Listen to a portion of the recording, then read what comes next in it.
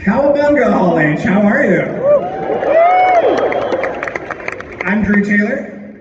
Charles Hood. Hello, everybody. We are Light the Fuse, the official Mission Impossible podcast, but we do like to mix it up sometimes and cover some other movies. Yeah. Right, Drew? What do you think? Yeah, I think today we're going to be Light the Ooze. How does that sound? All right, and from that applause, we are going to... Thank you.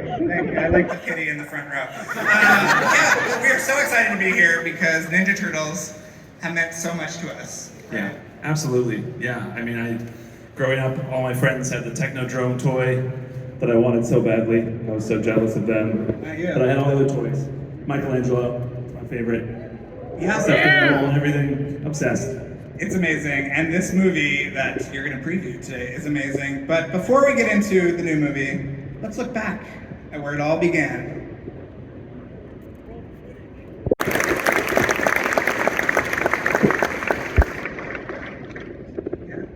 So now let's have the man himself. You might know him because he wrote on the Emmy-winning series Gravity Falls. Let's hear it for Gravity Falls. He co-wrote and co-directed the Academy Award-nominated The Mitchells vs. the Machines, and he is making his directorial debut with Teenage Mutant Ninja Turtles, Mutant Mayhem, the one and only Jeff Rowe.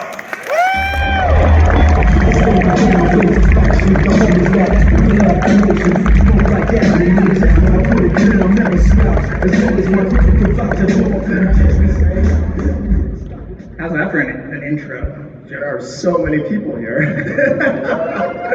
Hello. Woo! All right. Yeah, we're here. Hello. Yeah, so Jeff, obviously you're a fan of the Teenage Mutant Ninja Turtles. It's what taught me to be a fan. Yeah, it was the first thing I had thoughts. I remember knowing how to think, and then I remember loving the Ninja Turtles. We were just married together. Same. Well, so the movie we've seen it where it's incredible. We love this movie so much. We've both seen it twice already. It's absolutely amazing. Thank you. What was the unique vision you have? Because it's so specific and it's so beautiful looking and hilarious Yeah, it really started with focusing on the teenage part, which in early conversations with Seth always felt like the most underserved of the four descriptors, and we wanted to cast actual teenagers and create something that felt authentic, and then we decided to reflect that in the art style, and we looked at the way we used to draw when we were in high school, when you're so passionate and you just don't know how to draw, but you don't know that you don't know how to draw yet. And so you'll lovingly draw a hand and every fingernail and every wrinkle on the knuckle, but the hand is horribly misshapen and there's no formal art training to encumber your pure expression, and they were let's do that. Let's make the movie look like that. Yeah. Was there a piece of concept art or a drawing or something that you said this will work? Yeah, I think some of these early ones, like the characters, there's an early drawing of Bebop and Rocksteady that I'm just I have not seen characters in animated films look like this before, and if we could pull this off, it would be really, really exciting. And then you tried for several years. And then we tried and failed for many years. I guess the other thing is when I think back, so much of my love of Ninja Turtles, I love the live action movies, I love the show, but the toys is really how I connected with it. I've spent a lot of time with those toys. They're so inventive. There were such wonderful designs with so much work put into them, and they were weird. and they were gross sometimes. And we're like, we should let this movie be as gross and as weird as that whole bevy of stuff in the early 90s that kind of shaped my taste and childhood. You succeeded. Yeah. And you talk about the teenage aspect. Do you want to talk about, because they actually recorded together? Yeah. Which is not usual. It's awful. It's a horrible thing. No, it's really bad for sound because everybody just talks over each other. But you know, we got all 4 kids together and we went in with the script and we had this idea of like, okay, this is the joke that the teens will say and they'll sound like teenagers, and it felt alien and weird because Seth and I are not teenagers. So we immediately like threw the script out and would just have them improv everything and be like, how do you say that? How would you say that? How would you express this to your brother? Talk about a YouTube video that you saw. And they would say tons of things, and then we'd have to like fact check them and make sure it wasn't like super offensive or some like code that we didn't understand yet. But like so much of the banter between the turtles just came from recording them ensemble and then also letting the tape roll in between takes and just hearing them talk about their day and then editing it into the film. Well, I think the best way to maybe experience this is maybe to show some footage. What do you think? Yeah. Say 20 minutes or so? 20 minutes of footage. Yeah. We're about to see this. 20 minutes. How good is that? How good is that?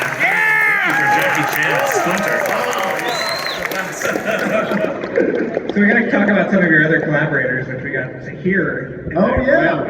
Trent Reznor and Atticus Ross. Yeah, that score. Yeah. Oh my God, the score! I love the score in this film. They were. I don't know why they said yes to doing this. I still don't believe it, but they were so wonderful and collaborative, and they were like, we think the score should sound like a garage rock band or something, and you really hear it in the chop shop. But they really embrace the film, and it's really beautiful at points and emotional, and also really exhilarating. It was very exciting to work with them. You said that their music made the movie better, right? Yes. You were worried about how good the movie would be when you were showing it to Trent Reznor and Atticus Ross, right? Wait. What was the question? I said you told us. That's because Seth and I were talking. We're like, who should we get to compose this? You know who we really love and would never do it is Trent Reznor and Atticus Ross. They're like the best. And then somehow we got a meeting with them, and the meeting went well, and they're like, send us a script, show us the film, and we're like, one second, like, hold on, we have to completely redo a bunch of things to make sure this is like worthy of putting in front of you. But it made a movie better. And you made an amazing movie. We can say that we've seen this movie and it's amazing, but yeah. What else, Charles? Well, we're not done. Nowhere near it. Okay. We have a surprise guest, an icon, joining us on the stage. That's right. Hall H, please welcome the co-creator of Teenage Mutant Ninja Turtles, Kevin Eastman.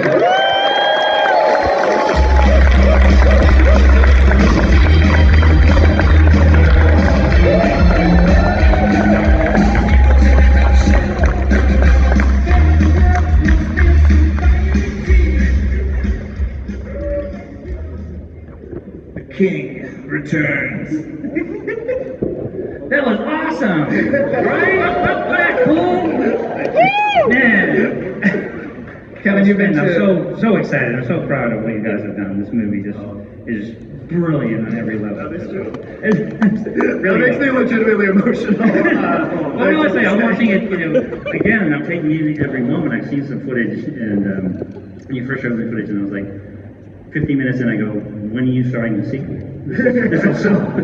But no, I look at it, and it's just the way it's come to life, and reminds me a lot of, the underground comic style that Peter and I started with the project, and it just so much life and energy and weight, and it's beautiful. So, you guys dig it? Yeah! Well, Kevin, you've been to Hall H many, many times before. Yes. But what is it like being here with this iteration? This is my 38th year at Comic-Con. I love coming here. As Peter and I first came here in 1985, and it was a much different show. I think that year they were hoping for 7,000 attendees. And we had 7,000 people in this room for pizza. No, it never gets old. The fans, you know, it's a chance for me to say thank you for giving me such a great life, such a great job. And 40 years, almost 40 years later, I'm still drawing turtles. Yeah? Doing this, thanks to you guys, so thank you. He will not draw a turtle for each and every one of you, so just get that out of your mind. But you do have a kind of a special announcement today. This is really exciting. Yeah. Actually, no, this is really exciting. You guys are gonna love this. As we just found out today, you guys, this is breaking news. Seriously, that Nickelodeon and Paramount have secured the rights to broadcast next year the original cartoon series. All episodes, all series. Stay tuned. So you guys are the first to hear this. This is the one that started, you know, the beginning, the first time those characters came to life with voices and movement, and Chuck Lorre wrote an amazing theme song for us back in the day before he was Chuck Lorre, and just the whole thing is so fantastic. And so we're excited to announce this, so congratulations to all of us. We get to see it again. Thank you, Nickelodeon. Thanks, Paramount. You know, giving us such a great home. They really take good care of these turtles. So we've got another clip, but before we do, I gotta tell everybody a little bit of information here. This isn't the end of your TMNT Comic-Con experience. You can access this very fun filter via the QR code you see on screen. And be sure to stop by the Nickelodeon booth for a signing right after the panel.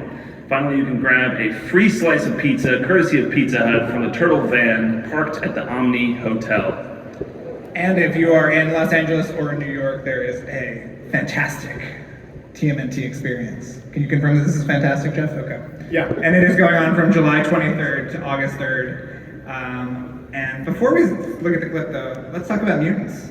Yeah. Oh man, there's so many mutants in this film. It would probably be cool to see some of them, right? Yeah. We should. Yeah. Maybe we should meet them. There are so much of what I love about Ninja Turtles was just the cast of characters and like looking at the back of the toy box and like I want all of these. Like Mutagen Man, what's up with him? Let me get that in my life. We very early on decided like we want to put a lot of mutants in this. We can use animation to make them look cool, and we just started going through the canon and finding our favorite characters like Bebop and Rocksteady, voiced by Seth Rogen and John Cena. Grateful Day, voiced by Post Malone. It's very funny. You're not ready for this. Leatherhead, voiced by Rose Byrne. Genghis Frog by Hannibal Buress. Wingnut by Natasia Demetriou. Mondo Gecko by Paul Rudd. He's delightful. We should meet these mutants. We should meet them. You like these mutants, Kevin? I like these mutants. Okay. All right, let's do it. And before we go, and I want you to make sure everybody stays in their seat afterwards because we're going to do one more thing after the Great. All right. And then context, the Turtles are, they concoct a plan with April to take down this mysterious villain Superfly. They find out he's going to be under a bridge. They go there for a stakeout, ready for a fight. And this is what happens. Roll it. So, if you have your masks, put them on. We're going to take a selfie with everyone. We're gonna commemorate the moment. We're going to commemorate the moment. There you go. All right. Let's see how good we are. Here we go. Charles, you up here? Mikey.